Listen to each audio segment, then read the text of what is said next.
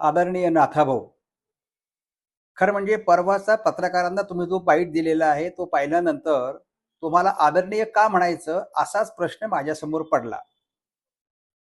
पण ज्येष्ठांचा सन्मान करायचा, आदर करायचा इतरांचा, हे संघाचे संस्कार आमच्यावरती आहेत. असो, इथे प्रश्न आहे भाषेचा. काय शिवराळ भाषा वापरली हो तुम्ही कार्यकर्त्यांच्या बद्दल त्या तुमच्या परवाच्या बाईटमध्ये?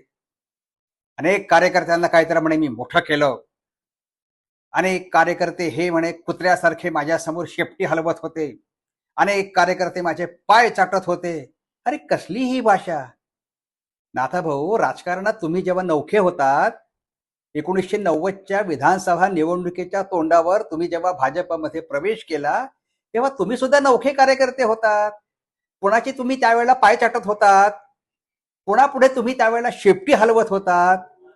1974 पासून मी जनसंघाचं कामापासून सुरुवात केलेली राजकारणाच्या माध्यमातनं, पण कुठेही कोणत्याही नेत्यांनी इतकी शिवराळ भाषा वापरलेली नाहीये, कधीच वापरलेली नाहीये. आणि अशा प्रकारची शिवराळ भाषा कार्यकर्त्यांच्या बद्दल तुम्ही जी ही वापरली आहे ती तुमच्यासारख्या एकेकाळी महाराष्ट्र गाजवणाऱ्या नेत्याला अजिबात शोभत नाही. अशा प्रकारची वक्तव्य करून तुम्ही तुमचं ज्येष्ठत्व खाली आणलेलं आहे असं वाटत नाही?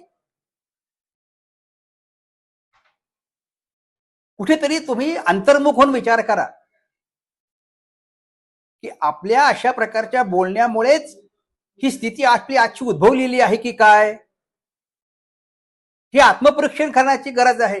हे माझ्यासारख्या कार्यकर्त्याने आपल्याला सांगायची वेळ यायला नको होती खरं म्हणजे, पण दुर्दैवाने ती वेळ आलेली आहे. कारण सामान्य कार्यकर्त्याचा कुत्रा म्हणून तुम्ही जो काही अपमान केलेला आहे, हा अपमान कोणताही कार्यकर्ता कधीही सहन करू शकत नाही.